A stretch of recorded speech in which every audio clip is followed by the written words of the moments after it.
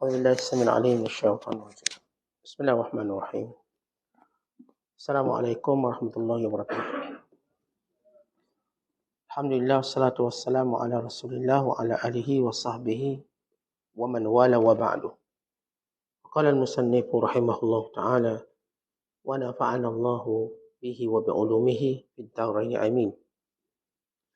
Telah berkata Imam Al-Allamah Syekh Abdul Qasim Al-Kushairi, semoga Allah Ta'ala merahmatinya dan kita mendapat manfaat serta barakah ilmunya.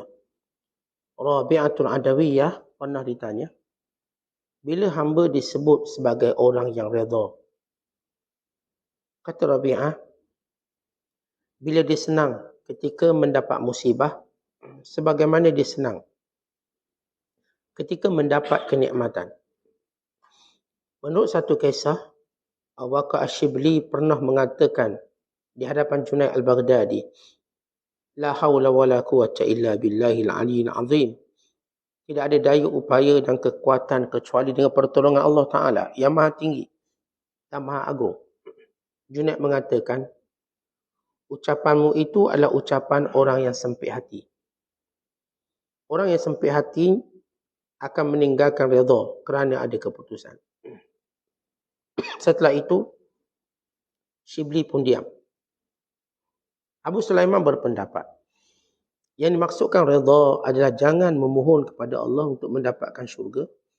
Jangan pula memohon perlindungan kepadanya agar terhindar dari neraka.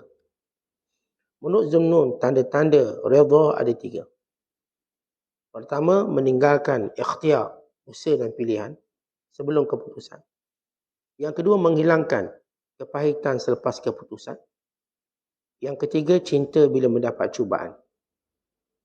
Pernah dikatakan kepada Husain bin Ali bin Abi Talib radhiyallahu taala anhuma, wa Abu Dzar radhiyallahu taala anhu mengatakan, fakir lebih dicintai bagi diriku daripada kaya, dan sakit lebih dicintai bagi diriku daripada sihat. Husain bin Ali radhiyallahu taala anhu mengatakan, mudah-mudahan Allah Taala memberikan rahmat kepada Abu Dzar. Adapun saya, maka saya tegaskan barang siapa yang bersungguh-sungguh di atas kebaikan dengan memilih Allah Ta'ala, maka dia tidak akan menerima sesuatu melainkan apa yang telah diputuskan oleh Allah Ta'ala. Fudail bin Iyad pernah mengatakan kepada Bishr Al-Hafi, redha lebih utama daripada zuhud di dunia kerana orang yang redha tidak mengharapkan sesuatu atas kedudukannya. Abu Usman Al-Hiri pernah ditanya tentang sabda Nabi SAW, saya memohon kepadamu, ya Allah, keredaan setelah keputusan. Dia menjawab, redha sebelum keputusan adalah keazaman untuk redha. Dan redha selepas keputusan adalah qada, adalah redha yang sebenar. Abu Sulaiman mengatakan, saya berharap mampu mengetahui hujung redha. Seandainya Allah Ta'ala memasukkan diriku ke neraka, maka saya tetap redha. Menurut Abu Umar Dimashqi, yang dimaksudkan redha adalah meninggalkan keluh kesah di mana sahaja hukum berlaku. Menurut Junaid Al-Baghdadi, maksud redha adalah menghilangkan ikhtiar. Menurut Imam Ibn Atta, yang dimaksudkan redha adalah melihat hatinya terhadap lamanya pilihan Allah Ta'ala bagi hamba dengan meninggalkan kemarahan. Sedangkan menurut Ruwayyim, yang dimaksudkan redha adalah menerima hukum dengan senang hati. Menurut Haris Al-Muhasibi, yang dimaksudkan redha adalah tenangnya hati di bawah tempat berlakunya hukum. Menurut An-Nuri, yang dimaksudkan redha adalah senangnya hati kerana menerima pahitnya keputusan. Muslimin dan muslimat dan penonton yang dirahmati Allah sekalian, masih kita bicarakan tentang hakikat redha. Keadaan di mana seorang hamba Allah Ta'ala menyerahkan secara bulat-bulat kepada Allah dengan meyakini bahawa Allah Subhanahu Wa Ta'ala memberikan kepadanya kebaikan dunia dan akhirat tanpa ada sedikit puasangka. Sebagaimana kita dah bacakan hadis Nabi sallallahu alaihi wasallam, bila seorang sahabat meminta wasiat, maka kata Nabi SAW, jangan kamu berwasangka buruk pada Allah ketika berlakunya qada. Bila berlakunya sesuatu ketentuan Allah, jangan bersangka buruk kepada Allah. Dan sebagaimana kita jelaskan tentang peri pentingnya redha kepada Allah Subhanahu Wa Taala. Kerana ia adalah pintu masuk syurga yang sebenar. Kerana bila mana manusia redha kepada Allah, maka Allah akan redha kepadanya dalam semua kekurangannya. Tuan-tuan, ketika mana kita memilih untuk tidak redha dengan Allah, cuba kita lihat apa yang kita lakukan dalam kehidupan. Dengan segala kecuaian, dalam perintah, dalam larangan, dalam nikmat, dalam anugerah dan kurniaan. Bila Allah beri semuanya kepada kita percuma, kehidupan ini, nikmat panca indera, bukan pelbagai lagi perkara-perkara yang tak mampu kita bayar dengan wang ringgit kita. Bahkan tak mampu kita bayar dengan harta nyawa kita. Dengan anugerah Allah Subhanahu Wa Taala. Tiba-tiba bila datang satu ketentuan Allah yang kita tak setuju hawa nafsu, walau kita pun tak tahu apakah ia baik ataupun buruk, kita dah menunjukkan watak tidak redha. Tetapi kalau kita memilih redha, kekurangan-kekurangan yang datang daripada diri kita pada hak Allah, maka Allah pun redha. Kalau umpama contoh, kalau saya pekerja, saya nak marah bos saya sebab dia suruh saya kerja lebih sikit masa. Sebagai contoh, lebih sikit masa. Maka saya pun nak marah, kenapa buat macam tu, bla bla bla. Walau bila saya tengok balik, bos saya ni tak pernah pun abai gaji saya. Tak pernah pun abai kenaikan gaji saya. Tak pernah pun abai cuti saya. Tak pernah pun marah kekurangan yang datang daripada saya. Kerja datang lambat mungkin, perform tak berapa. Dia tak pernah pandang benda tu semua. Tiba-tiba saya bila sedikit tambahan waktu kerja, saya mengamuk, marah. Maka bos ini dia boleh sebut ribuan kesalahan kita kalau dia mahu. Berbanding dia nak tunjuk satu benda dia tak puas hati pada bos dia.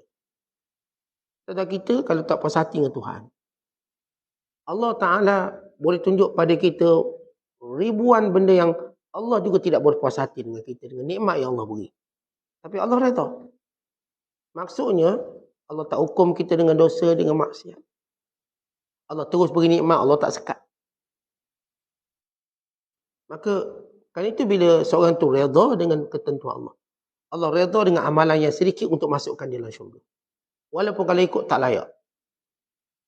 Kita kalau ikut amalan kita ni, tuan-tuan, tak ada orang yang layak. Tak ada. Tapi kerana Allah Ta'ala melihat kita dengan penuh redha, maka Allah masukkan dalam syurga.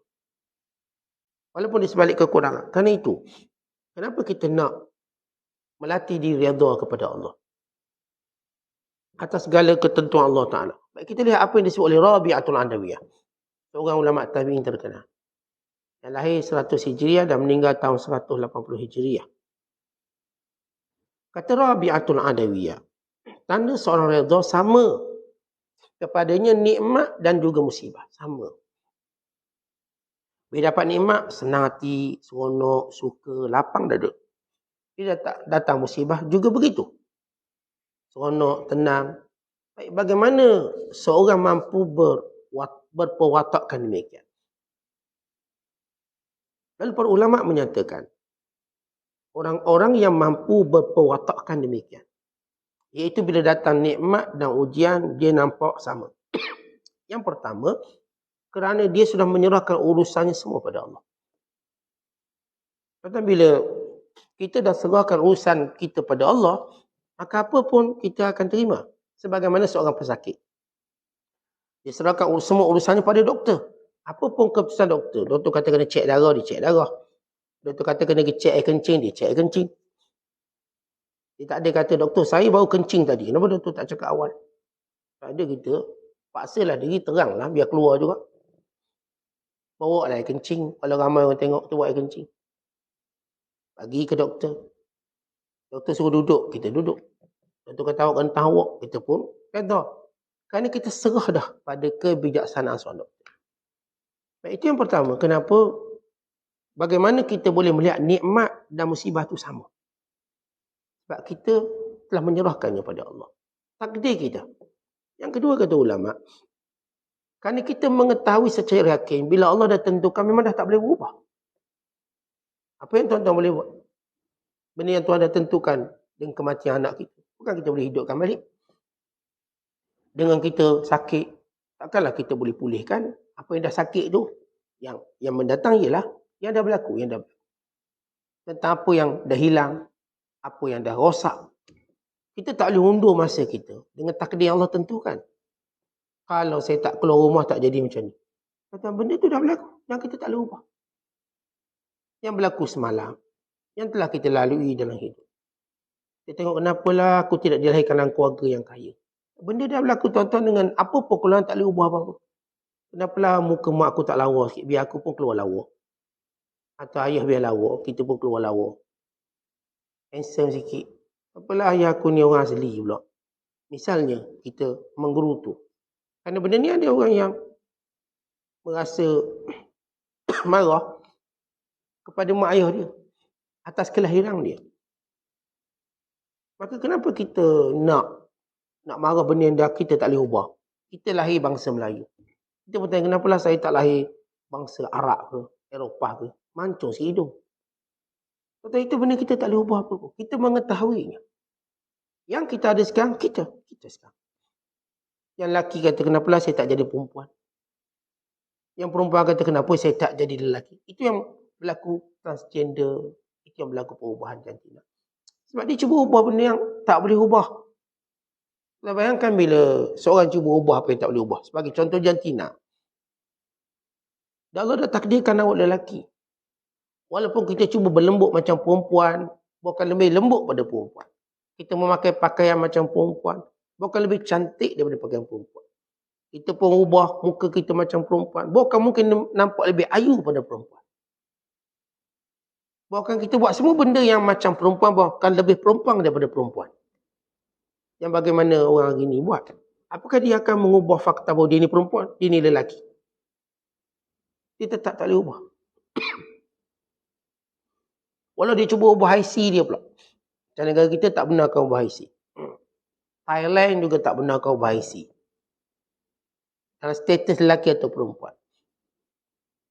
Katakan, golongan yang boleh ubah jantina, even sampai dia boleh ubah IC dia. Negara tertentu. Apakah ini akan mengubah pada fakta bahawa dia adalah perempuan? Dia tetap lelaki. Apapun dia tetap lelaki. Sebab itu dalam hukum Islam, kalau dia mati sebagai watak perempuan ini, dia tetap dimandikan oleh lelaki. Sebab dia lelaki. Dia tetap dikebumikan secara lelaki. Dan kalau didoakan dalam doa salat jenazah, dia tak akan jadi ubah dhamir perempuan, tetap lelaki. Jadi, tuan-tuan kita melihat kepada takdir kita. Benda dah berlaku, kita boleh buat apa? Di situ, menjadikan kita lebih kuat untuk menerima takdir Allah. Wa imma yang kita nak huraikan apa disebut oleh Rabi'atul Adawiyah. Orang redha yang baik atau yang tak baik, sama je. Tetap tenang. Tetap kita berlapang dada. Kenapa? Kerana kita mengetahui kita tak boleh ubah apa. Kalau tuan-tuan gelisah, gundah gelana, apakah ia boleh ubah? Tak boleh. Baik kita gembira.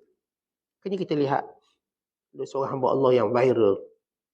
Seorang ayah di Palestin pakai serban, anak dia meninggal, dia pegang, dicium, dikucuk, disenyum. Sehingga menyebabkan satu dunia melihat betapa hebat ayah ini. Tidak berubah wajahnya. Bahkan menunjukkan kasih sayang seperti anaknya tidur. Sama. Sebagaimana dicium anaknya waktu tidur, demikian dicium anaknya ketika anak dia sudah menjadi jenazah. Tenang, gosok, mencium berkali-kali dahi. Satu dunia melihat.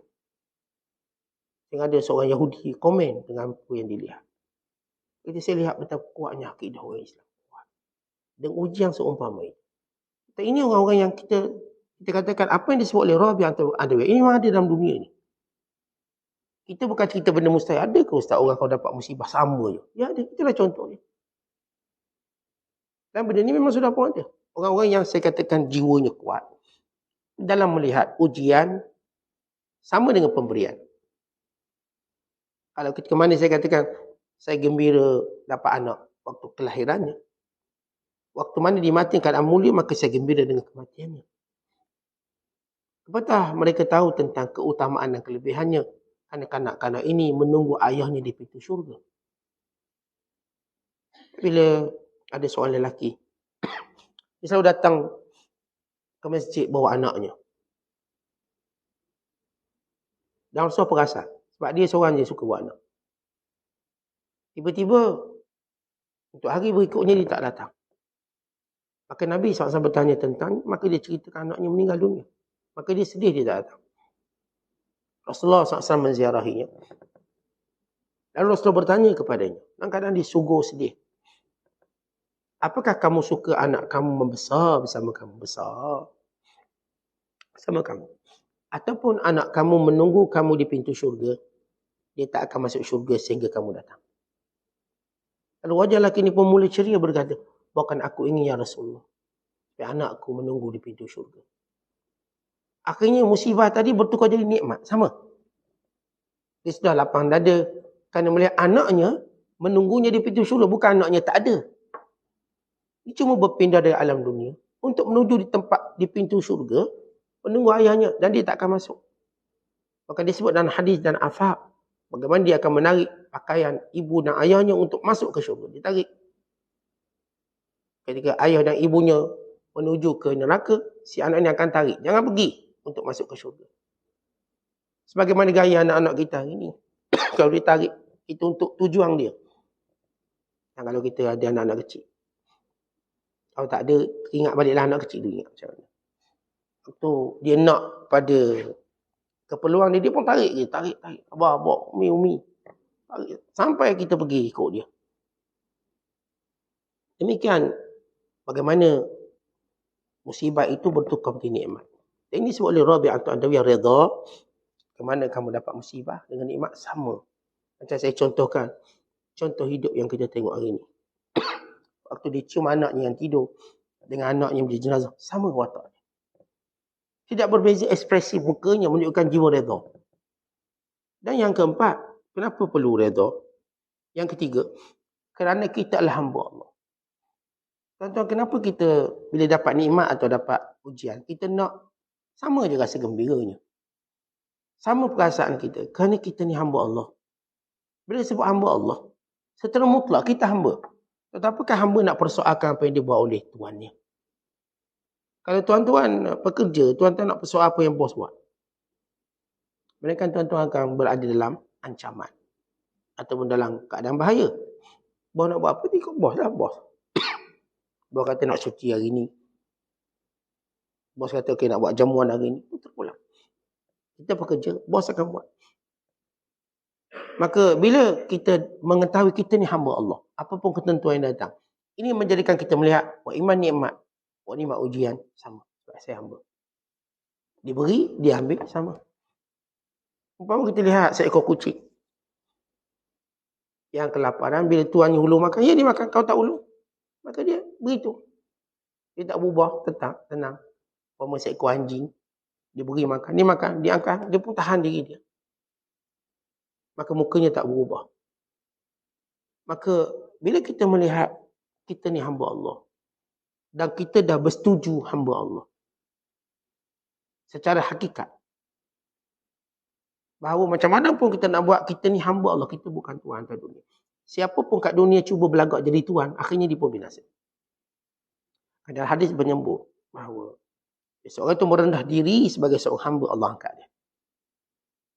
Bila dia cuba meninggi diri untuk membebaskan diri daripada perhambaan Allah, maka Allah hina dia lebih dahsyat pada itu. Kemudian yang keempat, kata para ulama, kerana kita berkata kita cintakan Allah. Bila seorang mengatakan dia cinta Allah, maka akan samalah benda yang diberi ataupun tak diberi oleh Allah. Dan kita asalnya cinta. Kalau benar cinta kita, maka kita tidak melihat pada pemberian atau tak beri. Kita sayang dia je. Kalau tuan-tuan sayang seseorang, cinta seseorang, tuan-tuan tak akan melihat pemberian, tuan-tuan melihat dia. Dia. Tentu kalau orang dah dia lamun cinta, tak makan pun tak apa. Orang dia lamun cinta misalnya, dia tak dapat nikmat pun tak apa. Yang ada cerita anak raja, bercinta dengan orang biasa. Bila dia bercinta orang biasa, ikut undang-undang raja, dia kena lepaskan semua keistimewaan raja. Dia lepaskan. Kerana cinta. Padahal kalau dia kahwin orang ni, apa sangat dapat? Orang biasa. Dia dengan pelbagai allowance, pelbagai kemudahan istana. Tapi dia lepaskan. Kenapa? Cinta. Kita bukan satu, dua cerita kita dengar. Kisah bagaimana orang sanggup kehilangan keistimewaan untuk cinta. Apatah lagi kalau kita sebut cinta Allah. Bila seorang cinta Allah, dia tidak melihat kepada diberi atau tak diberi. Dia melihat pada cinta. Macam saya katakan kalau tuan-tuan cinta pada seseorang. Tuan-tuan bukan kira diberi apa pun pada kita. Diberi tak beri bagi kita sama. Bersama dengannya satu kenikmatan yang tidak boleh dibayar. Cukup duduk dengan dia satu kenikmatan, satu keserokan. Walaupun duduk dia mungkin di tepi longkang pun dia seronok. Kalau orang kita cinta lah. Tapi kalau orang kita benci, duduk kat istana pun kita tak boleh tengok muka dia. Jadi seorang itu benar-benar cinta Allah, maka nikmat dan musibah datang sama. Ini pencinta. Yang kelima kata ulama, sebab kita tak tahu kesudahan setiap benda yang berlaku pada kita. Baik, kalau tiba-tiba kita kena berhenti kerja. Dulu dapat kerja seronok, melompat kita buat jamuan kesyukuran. Tiba kena berhenti kerja. Kita tidak tahu benda yang kita tak suka ini, apakah kesudahannya tidak baik? Barangkali lebih baik. Allah sebut dalam Quran, asa an takrahu syai'a, asa an takrahu syai'a, wa huwa khairul lakum. Baca dalam surah Al-Baqarah ayat 216. Banyak benda yang kamu tak suka, tiba-tiba baik untuk kamu. Baik. Kita ingat, tuan-tuan, dengan sakit, tak baguslah dia membataskan pergerakan kita, membataskan banyak benda lah. Orang sakit tahu. Tapi barangkali ia satu benda yang baik untuk kita dari sudut yang lain. Yang banyak lagi. Muhasabah diri, merendah diri, mengetahui lemah diri. Maka ini benda-benda yang baik yang datang. Sebab setiap benda kita tak tahu kesudahannya bagaimana. Kita tengok ada orang tu dia kalah. Oh sedih kalah. Rupanya kalah lepas tu untuk dia menang. Ada pula orang tu menang, gembira menang. Rupanya menang untuk kalah selama-lamanya. Jadi awakibul umur atau kesudahan satu benda. Bila kita jahil benda tu, maka kenapa kita nak bersedih sangat bila datang musibah atau dalam sesuatu yang kita tak suka. Ada orang misalnya dia terpaksa kahwin. Tak suka dia kahwin. Tapi dah. Ini sistem mak ayah cakap macam tu kena kahwin. Contohlah. Kalau mungkin zaman sekarang tak berapa sangat dulu. Tak suka dia. Rupa-rupanya dia sebalik. Kahwin paksa, bahagia dia. Oh, ada kebaikan. Yang dia tengok pula kawan dia yang kahwin suka sama suka, pecah rumah tangga dia. Dia suka sama suka tu. Orang ni dua-dua kena paksa. Si isteri kena paksa, si suami kena paksa kahwin. Rupanya, akibatnya ialah kebahagiaan. Jadi kesudahan suatu benda kita tak tahu. Kalau itu orang beriman, dia melihat nikmat atau musibah, sama. Kalau tuan-tuan dapat nikmat, tuan-tuan juga tak tahu kesudahan dia boleh. Ada orang tu dapat nikmat anak. Kesudahannya anaknya memalukan dia. Dia gembira dapat anak, lepas tu memalukan dia. Kemudian anak dia yang jual harta benda dia. Anak dia lah yang hantar dia ke rumah orang tua. Anak lah dia yang derhaka. Akhirnya dia berkata, kalau saya tak punya anak, boleh saya lalui sekarang. Jadi kesudahan suatu perkara kita tak tahu. Di situ jiwa orang beriman akan menerima semua benda yang berlaku yang dia suka. Dan yang keenam kata ulama, sebab kita tahu redha Allah bila mana kita redha dengan apa Allah tentukan. Kata Allah SWT, bila dia redha kepada kita. Bila kita redha kepada dia. Kalau kita bila diberi satu benda yang kita tak suka, kita tu tarik muka masam, akhirnya kita akan dilaknat dan dibenci oleh Allah. Umpama contoh ayah kita. Ada benda, ada waktu ayah kita buat benda yang kita suka. Beri hadiah telefon, beri duit, oh suka sungguh kita. Ada hari kita tak suka, kena buang sampah, oh muka ketat lah. Suruh jaga adik, ayah nak keluar, muka ketat. Bila orang ni tunjuk, anak ni tunjuk muka ketat, apa yang berlaku? Ayah yang mula tidak redha pada dia. Yang asal nak beri apa-apa semua tak jadi, cancel semua. Tapi bila kita redha dengan ujian yang datang pada kita, Bukan banyak. Allah tidak pernah memberi ujian pada manusia lebih banyak dari nikmat. Itu dia punya kod sunnatullah pada setiap hamba. Tuan-tuan tengok diri sendiri. Allah SWT tidak pernah memberi ujian pada kita yang kita tak suka. Lebih banyak daripada apa yang kita suka. Ini yang disebut oleh Allah Ta'ala. Sama bila Allah sebut, وَلَنَبْلُوَنَّكُمْ بِشَيْءٍ. Kami cuma uji sedikit. Kata Allah, syai' sedikit. Bila Allah sebut ayat yang lain, وَإِن تَعُدُّوا نِعْمَةَ اللَّهِ لَا تُحْصُوهَا. Kalau kamu bilang nikmat Allah, kamu tak boleh bilang. Allah bukan turun ayat ini pada orang kaya. Allah juga tak turun ayat ini kepada orang-orang yang special VIP. Allah turunkan pada semua hamba-Nya. Allah kata, wahai hamba-hambaku, kalau kamu kira nikmat yang aku beri pada kamu, kamu tak boleh kira. Kalau Allah kata, wahai raja, kalau kamu kira nikmat yang aku beri, kamu tak boleh kira. Maka kita orang raja memanglah banyak. Tapi Allah Ta'ala sebut pada seluruh hamba-Nya. Kan itu bila kita berdiri dengan jiwa muhasabah. Cuba tuan-tuan, letak di sebelah kanan nikmat, letak di sebelah kiri musibah. Tengok mana berat. Kalaulah boleh ditimbang musibah dengan nikmat. Nescaya musibah itu ringan daripada satu nikmat yang kita dapat. Yang kata nikmat yang pelbagai. Kalau tuan-tuan ambil satu musibah letak dalam satu baku, kita pun nak timbang. Berapa tan berat ni. Lalu diambil satu je nikmat. Ambil banyak, satu je nikmat. Lalu kita letakkan. Nescaya berat lagi nikmat itu. Jangan kata nikmat-nikmat lain. Apatah lagi bila kita dapat nikmat yang paling agung, nikmat Islam. Nikmat iman paling agung. Dengannya kita masuk syurga. Apa kita peduli dengan ujian-ujian yang lain. Lalu kita memilih untuk mati dalam Islam. Walau apapun kekurangan, ini Allah ajar kita. Wala tamutunna illa wa antum muslimun. Jangan mati melainkan dalam Islam. Apa pun berlaku, kita nak mati dalam Islam. Walau hilang harta kita, walau hilang segala-galanya yang kita miliki, yang penting jangan hilang agama dan kita mati dalam Islam. Nikmat yang tak boleh kita bayar dengan segala nikmat dunia sementara. Yang itu bila kita katakan, bila kita redha dengan apa yang Allah takdirkan, maka Allah redha pada kita. Dan ini menjadikan kita sebagaimana yang disebut oleh Rabi'ah Tadawiyah. Orang yang redha sama baginya. Nikmat atau ujian. Sama. Yang ketujuh kata ulama, kerana dia mengetahui, orang-orang yang punya jiwa ni, boleh redha dengan musibah. Boleh redha dengan nikmat. Kan dia mengetahui bahawa kerihatan sebenar, kegembiraan sebenar, bila kita redha dengan apa Allah tentukan. Tetapi bila kita tak redha, kita jadi tenang ke berbanding kita redha? Hilang telefon kita. Kalau kita ambil watak tak redha, tuan-tuan kalau kesal tak tidur malam-malam. Benda tetap hilang. Dia tak akan dengan tuan-tuan sedih, dia tak akan datang duduk depan kita. Maka kita tenang, tak apalah, bukan rezeki saya.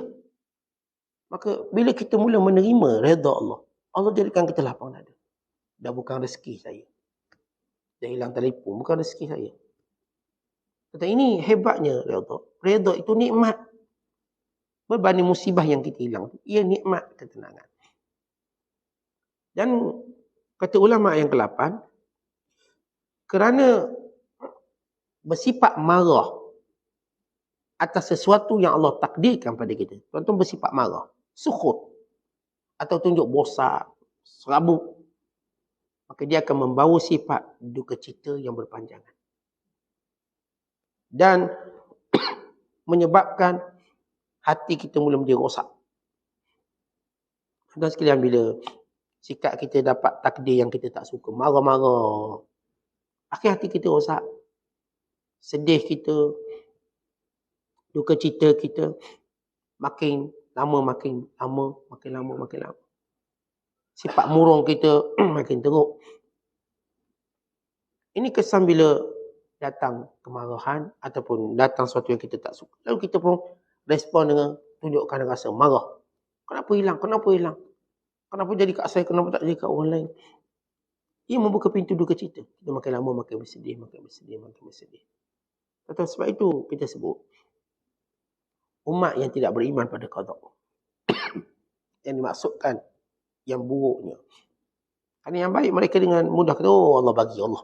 Bila buruk, mereka seperti melihat kepada siapa yang patut mereka marah. Akhirnya tuan-tuan sampai peringkat. Kemurungan ini menyebabkan berlakunya bunuh diri, bunuh orang lain, ngamuk, dan segala watak-watak yang tak baik berlaku. Kerana sifat marah tadi. Dia makin dijauhkan daripada masyarakat. Jauh. Tentang masyarakat tak suka orang bila kena tunjuk marah-marah. Itu pun tak suka. Kalau tuan-tuan ada kawan-kawan, tiba motor rosak. Dia pun dah maki motor, dah marah. Itu pun tak selesa kawan dia dah.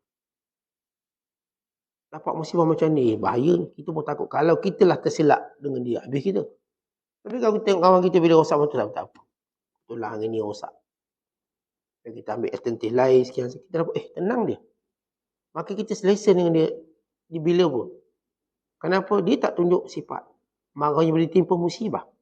Tapi bila kita ditimpa benda yang kita tak suka, kita marah, maka hati kita rosak. Dia akan berduka cita sedih, berpanjangan. Yang kesembilan kata ulama, inilah dia ketenangan dan kesejukan hati. Tumakninah dan wabardul qalbi. Orang ni tuan-tuan sekalian, tadi kita sebut tentang rehat dan gembira. Ini kita sebut tenang, tumakninah. Tenang artinya dia akan memiliki sifat ini secara berpanjangan. Artinya dia tak akan teringat-ingat benda apa dah berlaku. Tentang antara benda yang berlaku dalam masyarakat, kita panggil trauma. Orang trauma, dia payah nak terus ke depan. Agak payah. Dia trauma satu kejadian, kalau dia trauma dengan lelaki-lelaki, dia pun tak nak kahwin. Dia trauma dengan perempuan, dia pun tak nak kahwin. Dia trauma dengan budak-budak, dia pun tak nak ada anak. Ada orang kena penyakit trauma. Dia jatuh basikal, terus tak nak naik basikal. Takut nanti naik basikal, jatuh lagi. Dia punya trauma sebab dia tak melihat pada takdir Allah. Yang dia trauma naik kapal terbang, tak boleh. Bila orang ni, dia trauma dengan sesuatu, dia mula membataskan perjalanan, pergerakan dia. Trauma tadi. Dalam Islam tuan-tuan, bagaimana merawat trauma? Trauma, yang setiap orang tahu makna trauma. Ada orang, trauma ada majikan perempuan. Kalau majikan perempuan, memang tak dapat cuti lah saya, trauma. Dengar je, syarikat tu ada perempuan, mesti pindah tempat lain. Contohlah. Mungkin sebahagian. Ada pula dia trauma kau dapat majikan yang sifatnya begini. Dia masing-masing dia orang ada satu sejarah, isteri dia. Bila dia nak rasa trauma tadi. Dia tengok air takut sangat lemas. Kadang air baldi pun takut. Takut lemas juga dalam baldi. Dia punya trauma. Perpanjangan. Jadi penyakit-penyakit trauma ini di antara sebabnya lahir datang disebabkan dia tidak melihat qada dan takdir Allah. Qada ataupun takdir Allah Ta'ala. Kalau sekiranya dia melihat, mengetahui, kalau inilah takdir Allah pada saya, kemana pun saya tak boleh lari. Maka itu menjadikan dia tenang. Dan orang ni tak akan kena penyakit trauma. Tak akan. Tapi yang kalau tuan-tuan tengok orang trauma, sebab dia merasakan bahawa qada Allah Ta'ala berlaku pada dia tak baik untuk dia. Atau dia tidak mampu melupakannya dahulu di masa belum terima. Akhirnya ada yang saya katakan, ada orang dia tak nak kahwin. Sebab dia trauma dengan perkahwinan dulu. Saya dulu tak kahwin, teruk ni, kena gini. Akhirnya saya tak nak kahwin. Dia hukum semua lelaki jahat. Hanya dia pernah dapat seorang lelaki jahat. Padahal lelaki atas dunia ni bilion. Tapi bodoh orang ni, bila dia menghukum hanya satu pengalaman dia untuk semua orang. Ada orang tu pula dia kahwin, dapatlah perempuan yang teruk. Dia pun trauma. Saya tengok perempuan, semua tak percaya belaka. Tak percaya. Sehingga dia lupa dia lahirkan daripada rahim seorang perempuan. Sehingga dia lupa orang-orang baik dan mulia itu juga lahir daripada rahim perempuan. Maka ini trauma yang tak beri faedah. Kita baru kahwin seorang dah trauma dengan semua perempuan, semua lelaki. Maka dia kata ini kebodohan yang tidak boleh diperbaiki. Sedangkan lelaki ramai, perempuan ramai. Takkanlah tak jumpa orang baik. Saya pun tak tahu, Ustaz. Kita katakan awak ni baru cuba yang pertama, cuba lagi yang kedua. Tapi kalau kena lagi, tak apa, cuba je. Bila cuba yang kedua, ya Allah, lain pula ni, baik lagi pula. Tapi bercerai kenapa? Sebab dia baik sangat tak layak untuk saya teruk. Lain dia pula masalah. Dia nak cari label sama jahat dengan dia juga. Ada orang dia cerai sebab Dapat pasangan baik sangat tak boleh juga baik sangat Ustaz. Suruh pergi masjid, suruh surau, pening saya. Kita je tak pergi masjid surau. Dapat isteri baik, solihah. Panggillah masjid. Dengarlah kuliah. Tahan lama-lama, cerai juga. Baik sangat Ustaz, dapat wali. Cerai. Saya belum sedia jadi baik. Dia cuba lagi sampai awak jumpa orang sama jahat dengan awak. Tak pernah cuba lagi, tak ada. Akhirnya tuan dia akan jumpa. Dia akan jumpa dalam hidup dia. Tapi manusia dia cepat serik dengan satu pengalaman. Yang tidak boleh dikatakan ia ilmu. Ramai orang menjadikan satu pengalamannya sebagai ilmu. Secara mutlak, maka ini salah. Pengalaman itu, ada orang dia pengalaman kan ilmu. Ya, tapi bukan mutlak. Kadang-kadang tuan-tuan nak sebut pengalaman, berapa tahun untuk disebut sebagai pengalaman. Takkanlah seorang yang baru kahwin seorang, lalu dia kata pengalaman kahwin dia, untuk dia tu buat satu hukuman, tak boleh kahwin lagi. Hanya satu. Sekali awak kahwin, kemudian kata, tak boleh. Kahwin ni tak elok rupanya. Kita kata kalau macam ni orang ni, macam orang bisnes, dia sekali bankrupt, pengalaman saya, kalau bisnes memang bankrupt. Awak baru sekali bankrupt. Awak tanya orang berjaya tu, 200 kali bankrupt. Orang ni sampai beratus kali bankrupt. Ada orang cuba membina satu je pengalaman untuk satu ilmu yang bodoh. Ini ilmu yang bodoh. Pengalaman saya katakan tidak boleh menjadi ilmu mutlak. Kerana pengalaman perlukan satu tempoh yang panjang. Dan kalau tuan-tuan nak namakannya pengalaman, dia tak boleh hanya setahun kita katakannya pengalaman. Ya betul. Dia mesti satu benda yang panjang. Dan pengalaman juga berkait dengan kita perlu nilai orang lain dengan pengalaman orang lain. Mungkin salah cara kita sehingga kita gagal. Kenapa orang lain berjaya? Yang lain kahwin ni semua berjaya ni okey. Yang ni bisnes semua berjaya, maka ada benda yang silap dalam pengalaman kita. Kalau kita pun tengok orang berjaya dan ikut. Pengalaman itu hanya bersifat sempadan. Sempadan kita. Kalau tak buat macam tu nanti kita gagal. Agak dulu awak kahwin gagal sebab apa? Cuba cek. Jangan cepat sangat trauma. Ada seorang hamba Allah. Dia tengok ayah dia pukul mak dia. Anak murid perempuan. Yang saya ajar dulu. Kat Selangor. Tu saya jadi guru di Selangor. Bila dia tengok ayah dia pukul mak dia. Dia benci semua orang lelaki termasuk cikgu-cikgu sekolah saya. Dengan saya dia benci. Benci, tak suka. Dia cuma ada satu pengalaman, ayah dia pukul mak dia. Lalu dia melihat ayahnya mewakili lelaki. Kalau ayah ni diundi oleh semua lelaki-lelaki untuk watak macam tu. Kerana kejahilan dia. Dia punya trauma dia lama. Tengok lelaki tak nak percaya. Cikgu-cikgu pun tak nak percaya. Budak-budak mentah, tapi orang dalam kalau lebih kurang usia 16 tahun. Mengalami trauma seumpama. Dan kita bercakap tentang bagaimana hikmah takdir Allah. Untuk dia melihat lelaki-lelaki yang baik dalam hidup begitu ramai. Tetapi kita selalu dihijab. Hanya dengan satu pengalaman hitam kita. Dengan kebaikan. Sebagaimana saya katakan, tuan-tuan kita dihijab bila datang satu musibah dekat kita. Kita dihijab untuk melihat nikmat-nikmat lain yang banyak. Kalau cuba buka hijab, lalu kita Allah, saya dah banyak dapat ini. Ini baru sekali ujian. Saya sihat 7 tahun, 8 tahun. Ni baru 2-3 hari sakit.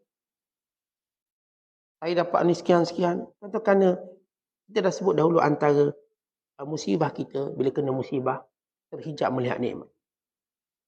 Tapi orang beriman yang hebat.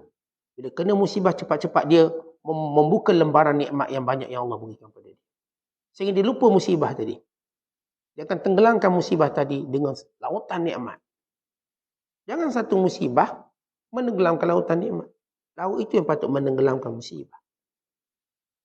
Jadi bila seorang tu tahu bagaimana dengan menerima ketentuan Allah, tenang dia selama-lamanya. Yang ke-10 kata para ulama, bila seorang redha dengan apa yang dia tak suka, maka turunlah sakinah dari Allah. Kata Allah tambah lagi ketenangan. Ketenangan pertama kita wujudkan dengan mujahadah, dengan muhasabah, dengan berfikir. Ketenangan ini pula ialah gifted Allah bagi. Nuzul sakinah. Allah turunkan ketenangan. Akhirnya ketenangan kita menjadi contoh kepada orang lain. Dia macam saya sebut contoh tadi lah. Yang cium anak yang sudah meninggal dunia kena bom. Ini contoh pada semua orang. Contoh pada semua orang. Bagaimana Allah yang turunkan sakinah pada dia. Sehingga tidak berubah wajah dia. Sebagaimana digembira mencium anaknya ketika anaknya tidur. Demikian digembira mencium anaknya ketika anaknya meninggal dunia. Kerana anak dia hidup dengan hidup yang abadi di hari akhirat kelak. Begitu Allah turunkan sakinah. Yang ke-13, yang ke-11 kata ulama, bila seorang menerima ujian tadi sama sebagaimana nikmat, Allah akan bukakan padanya pintu keselamatan. Babus salamah, pintu keselamatan yang luas. Jadi kita, tuan-tuan, bila saya katakan kita kaji, lihat. Bila benda yang kita suka, kita pun war-war semua orang, saya dapat nikmat ini, anak saya berjaya. Masuk Facebook, anak berjaya, lapang A.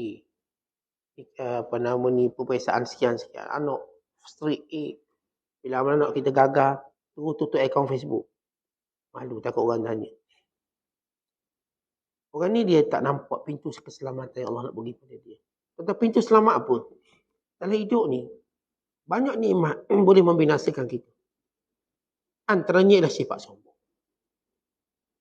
Nikmat menjadikan seorang tu sombong. Firaun antara sebab kenapa dia mengaku Tuhan, sebab dia tak pernah kena musibah. Firaun tu dia tak pernah kena musibah. Akhirnya dia sombong sampai mengaku Tuhan. Sakit tidak, demam tidak, tak pernah miskin, nak apa ada, semua cakap orang ikut. Semua khidmat pada dia. Tapi bila terlalu berada dalam nikmat yang pelbagai, sombong tu datang dengan cara yang luar biasa. Maka dengan datang musibah, dibuka pintu keselamatan. Dengan sombong, rendah diri, belajar untuk bermunajat pada Allah. Maka ini penting. Bila datang ujian-ujian ini, dia membuka pintu keselamatan. Akhirnya kita syukur pada ujian ni. Kalau saya tak diuji macam ni, saya tak tahu apa itu rendah diri. Saya kalau tak diuji macam ni, saya tak tahu apa itu doa dan munajat. Keikhlasan berdoa pada Allah. Saya kalau tak diuji macam ni, barangkali saya tak jumpa orang baik-baik dalam hidup. Ada seorang jutawan, dia ada kawan ramai. Tapi dia ada seorang kawan yang baik. Dia kata, awak ni orang kawan sebab awak kaya. Kalau tak percaya, cuba awak beritahu kawan-kawan awak dah bankrupt. Cuba beritahu. Kumpul kawan-kawan beritahu, saya dah bankrupt, saya hutang banyak. Maka dia pun buat. Dia panggil semua kawan-kawan dia, dia beritahu saya bankrupt. Akhirnya semua kawan dia lari melainkan 6 orang. 6 orang yang tak lari. 6 orang ni kata, tak apa, kita tolong awak. Sebagaimana kita senang-senang dengan awak waktu awak kaya. Kita tak akan tinggalkan awak ketika awak susah. Saya akan bantu awak, saya akan beri. Ni 6 orang.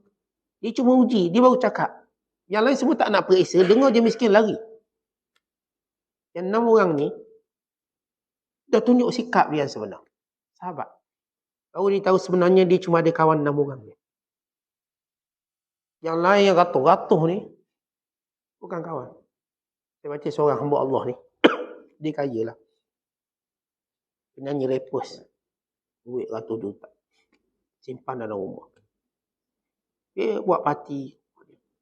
Setiap kali dia buat parti, kawan dia ramai datang. Semua kawan datang curi duit dia. Cuma datang kawan datang curi duit dia. Curi duit dia.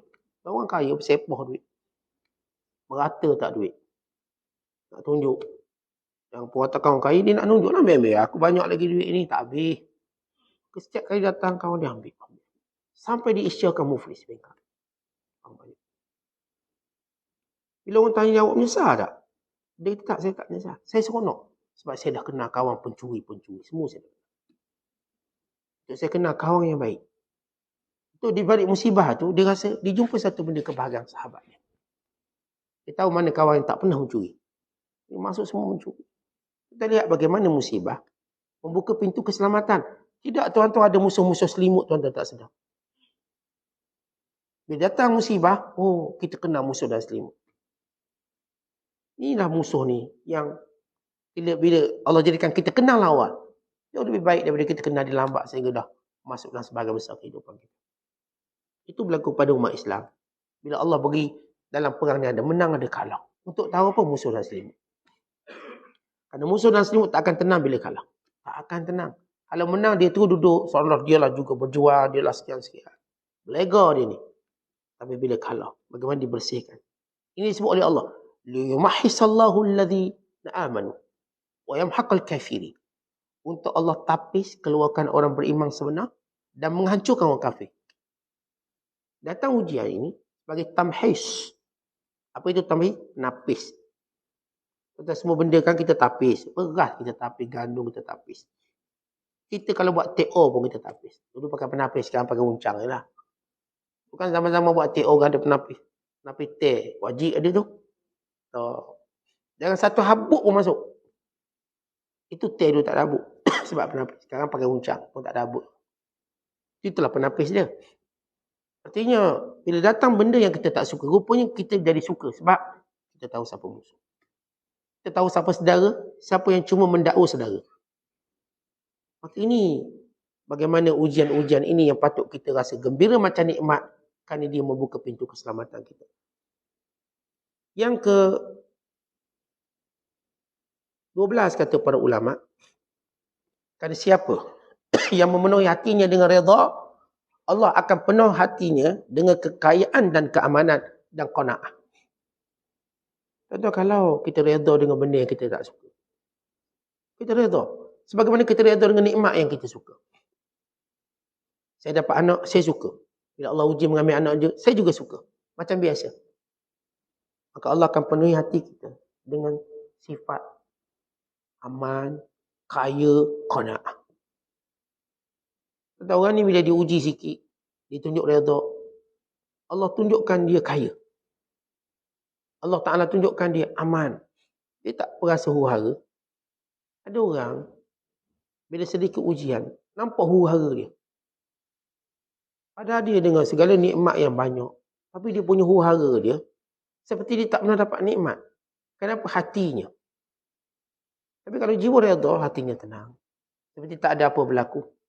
Allah berikan kekayaan dalam hatinya. Kemudian kata para ulama, yang ke-13, Allah SWT jadikan ia alamat kebahagiaan. Dalam hadis, Nabi SAW menyatakan, min sa'adati ibni Adam, istikharatullahi azza wa jalla. Wa min sa'adati ibni Adam, ridahu bima qadallah. Wa min syakwati ibni Adam, sukhtuhu bima qada. Wa min syakawati ibni Adam, tarku istikharati lillah. Dalam hadis, baginda SAW menyatakan, di antara tanda kebahagiaan anak Adam, sentiasa memohon petunjuk pada Allah. Istikharah. Tanda bahagia. Kalau tuan-tuan nak tengok tanda kita bahagia tak bahagia, kita buat apa pun istikharah. Itu tanda orang bahagia. Dan di antara tanda bahagia anak Adam itu ialah dia menerima redha dengan apa yang Allah tentukan. Baik, dia dua benda. Pertama, dalam dua benda dia istikharah pada Allah. Dalam semua perkara dia istikharah pada Allah. Yang kedua, bila Allah dah putuskan, dia redha dengan apa yang Allah putuskan. Dan antara benda yang kita jarang buat, kadang-kadang buat, ialah istikharah. Istikharah, dia ada dua cara yang mudah. Yang pertama dengan doa. Ya Allah, kalau ini baik untuk aku, tak pedihkan. Doa yang paling pendek, Allah makhirli waqtali waqtarli. Ya Allah, pilihkan untuk aku apa yang baik. Yang kedua, cara sempurna, solat 2 rakaat. Baca Fatihah, baca kuliah, baca Fatihah, baca Al-Ikhlas, lepas tu doa istikharah. Ini cara paling sempurna. Ambil wuduk dengan sempurna, solat 2 rakaat je. Rakaat pertama, lepas baca Fatihah, baca kuliah, ayyuhal kafirun. Rakaat kedua, lepas baca Fatihah, baca Al-Ikhlas. Lepas tu ambil doa istikharah, doa. Dan semua urusan kita, nasihat kita tak akan pernah menyesal. Itu disebut dalam hadis. Ma nadima mastahar. Tak menyesal orang istikharah. Tentang hidup kita ni penuh dengan penyesalan dengan keputusan kita. Wa imma kita setuju sebelumnya atau tak setuju. Dua-dua akan menyesal. Kita setuju. Oh, seronok kita. Lepas tu adalah benda-benda nyesal pula aku setuju. Kita tak setuju. Tiba-tiba berlaku satu benda. Nyesal pula tak setuju. Hidup ini memang penuh dengan penyesalan kalau kita tidak melihat takdir Allah. Sebab tu kalau tuan-tuan tanya dalam diri kita, berapa kali tuan-tuan menyesal hidup? Tak payah jauh lah, tengok muka bini tu. Kali menyesal tengok dia. Tengok muka suami kita. Berapa kali kita pernah kata menyesal. Walau dalam hati. Tak payah beritahu suami lah, mengamuk belum. Oh, kata menyesal, gaduh. Maksud saya muhasabah. Ini muhasabah. Kita tengok panjang pandang wajah isteri kita, dah 40 tahun kahwin. Berapa kali kita sebut menyesalkan dia? Tengok. Ni kalau kira lebih 40,000 ada.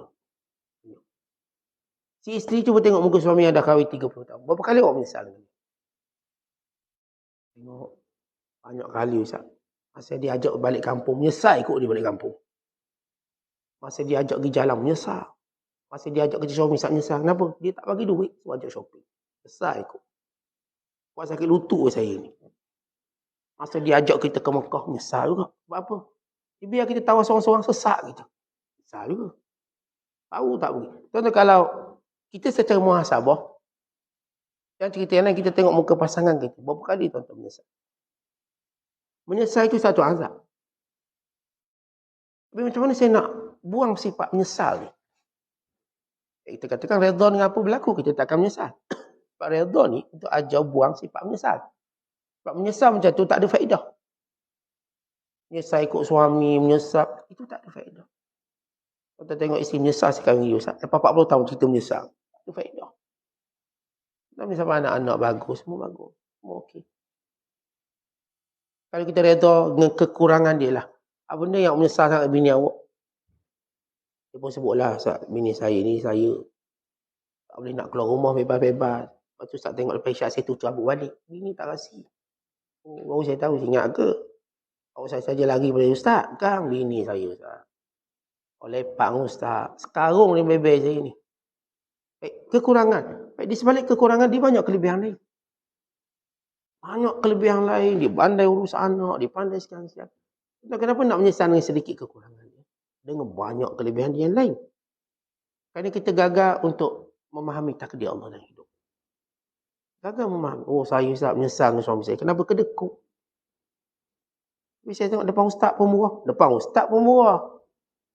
Belakang Ustaz kedekut Ustaz. Saya tengok depan Ustaz belanja Ustaz makan. Bil Ustaz bukan sikit makan. Bawa ramai tentera Ustaz. Bil saya disuruh bayar sendiri Ustaz. Bil Ustaz ni sponsor. Ustaz makan 400 bayar. Ustaz tengok pun murah. Doa Ustaz ni. Bini muka masam. Kenapa? Bil dia disuruh settle sendiri. Awak bayar sendiri. Saya bayar ke Ustaz je.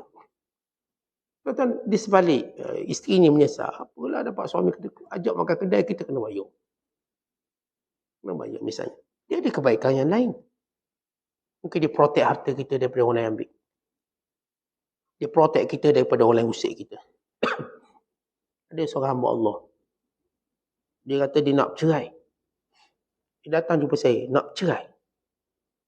Saya kata, Kak fikir satu benda. Kalau akak bercerai, akak jadi janda. Ramai tak agak-agak lelaki kacau? Dia rasa ramai ni. Rasa selamat ke? Rasa selamat? Bawa title janda, orang duk main-main nama kita. Apakah awak rasa selamat? Oh tak jadilah bercerai. Dia nampak, dia fikir. Tak jadi. Artinya, tuan-tuan sekalian, bila kita tak redha satu perkara, itu menjadikan kita tolak semua kebaikan yang dah ada, yang ada. Cuba redha. Memang saya katakan setiap tuan-tuan Rasulullah dah beritahu, setiap pasangan dia ada kekurangan. Tuan-tuan kena terima benda. Tuan-tuan janganlah berangan bodoh. Seolah-olah bini kita tak ada kekurangan. Laki kita tak ada kekurangan. Itu berangan bodoh nama dia. Dia mesti ada benda yang kita kurang. Kita sini tengok kita kurang. Jadi, apa ubat menyesal? Redha. Yang saya bagi contoh boleh tengok sekian-sekian. Berapa kali kita menyesal. Untuk kita padamkan penyesalan dengan redha pada Allah. Sebab itu tuan-tuan, untuk nextnya. Macam mana saya tak nak menyesal dari istikharah? Sebab kata Nabi SAW, di antara tanda kebahagiaan seorang itu, dia sentiasa istikharah pada Allah. Istikharatullah. Kemudian, bila Allah tentukan sesuatu kepadanya, maka dia redha dengan apa yang Allah tentukan. Tuan-tuan kata ulama, apa hikmah istikharah? Membantu kita mudah untuk redha dengan apa berlaku. Tuan-tuan nak buka bisnes, istikharah dah dulu. Ustaz dah tanya soal kos-kos, ni kita punya sifu-sifu. Tuan-tuan, itu cerita lain. Tuan-tuan kena tanya Allah. Buat solat 2 rakaat. Saya Ustaz nak berniaga dalam mall ni. So cabaran modal besar. Semua benda nak fikir ni. Tuan-tuan istikharah 2 rakaat. Ya Allah. Andai berlaku apa-apa, tuan-tuan tak akan menyesal. Kita terima ini takdir Allah. Untung ke tak untung dan sebalik.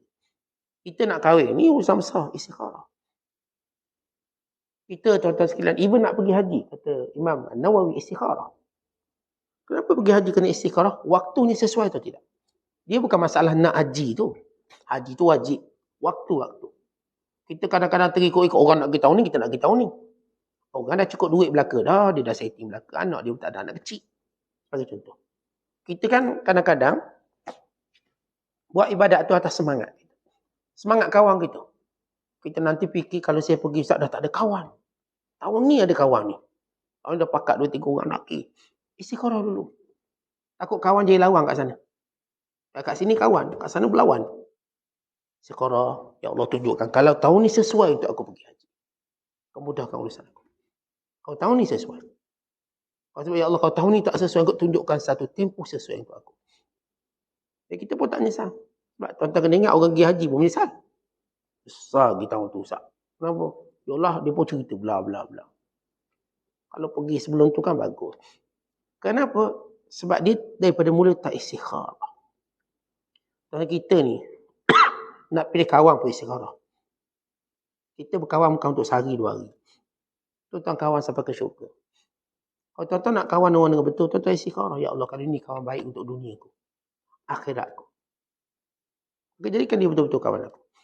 Kalau dia sekadar kawan untuk kita kenal je, just kenal kat tangan, maka biar Allah jadikan kita cuma kawan macam tu. Kawan yang tuan-tuan jumpa kat tangan dah. Tak lebih pada tu. Kalau kita nak cerita kawan yang masuk dalam kehidupan kita, yang akan menentukan keputusan dalam hidup kita, yang akan mempengaruhi agama kita, kawan-kawan macam ni tuan-tuan kena istikharah. Sebab dia akan pengaruhi agama kita kuat ataupun lemah. Sebab dia jadi kita yakin dalam agama. Kalau tak ada dia, lemah kita agama kita. Maka kita nak kawan macam ni. Jadi istikharah. Jadi dalam hidup kita, semua benda kita nak istikharah. Istikharah, Rasulullah tak ajar kita istikharah, awak solat 100 rakaat, kemudian baca Al-Baqarah 4 kali. Tak sesusah itu istikharah. Senang. Tuan-tuan, kalau kita lihat, ibadat dalam memohon hajat ni senang. Solat hajat senang, tuan-tuan, solat hajat. Kulullah, kuliah, kulullah. Orang lain yang tambah tu baca ayat kursi 400 kali lah, sujud. Sampai tak bangun-bangun. Sekali solat hajat tu macam serik. Serik, Ustaz. Panjang tu solat hajat. Akhirnya kupah orang lah, Ustaz. Upah orang. Upah. Sebab kita diajar susah dengan cara yang salah. Kata kalau, Ustaz, tak boleh kalau saya nak baca kulullah. Boleh. Tapi bila awak rasa susah, jadi beban. Jangan.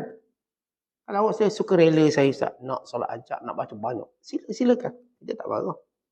Tapi kalau tuan-tuan nak ajar orang solat hajat, dengan versi macam tu, tuan-tuan dah menyusahkan orang. Kan kita ajar, okey, lepas solat hajat, nanti sujud. La ilaha illa anta 400 kali. Kawan darah tinggi, terbalik.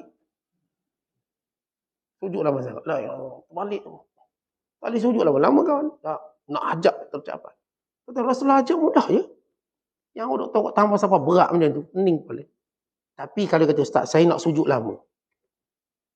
Apa saya baca? Okey, awak baca ni. Berapa? Bacalah awak nak baca beratus kali. Kalau dia dengan ikhtiar dia nak. Tapi bukan dengan syariat yang kita sebut. Tentang bila kita sebut satu basic syariat. Kata Quran ni awak baca apa yang mudah. Faqra'u ma tayassara minal Quran. Itu Allah ajar. Bacalah sekadar yang kita mampu Quran. Habis Ustaz, kalau saya nak baca 4 juzuk sehari, itu terpulang pada. Kalau awak suruh tanya saya kata baca apa yang mudah. Hari ni boleh baca selai, baca. Tengah muka surat, baca. Supaya kita tak nampak beban dalam ibadat. Tapi kalau kita memilih untuk baca lebih banyak, silakan. Tapi bila kita ajar orang, kita tak ajar macam tu. Kita kata, okey, awak kena baca Quran 5 juzuk sehari. Lepas tu dia baca sekali, tak nak baca lagi. Dan saya sebut solat hajat, ada orang tak nak sembahyang hajat, takut. Lama kan. Kalau tu imam, okey, kita solat hajat berjemaah, Roma dah hari ni. Kalau solat isyak sekejap je, 5 minit. Dia baca, engkau main solat hajat, setengah jam lah. Hajat. Akhirnya serik hajat tu. Bukanlah kita kata, oh habis salah ke berdosa. Bukan. Membebankan. Cara aja membebankan itu salah. Tapi kalau dia pilih untuk panjang, seorang diri. Sebab itu, kita tuan-tuan bila solat sunat ni, tak disyariatkan berjemaah. Kenapa? Kita memilih panjang pendek. Melainkan pada solat jemaah yang tertentu seperti solat tarawih, solat istisqa, solat gerhana yang memang disyariatkan berjemaah. Pada solat sunat yang lain seperti solat hajat. Solat hajat ini tidak disunatkan berjemaah, tapi harus nak berjemaah. Tapi tidak disunatkan.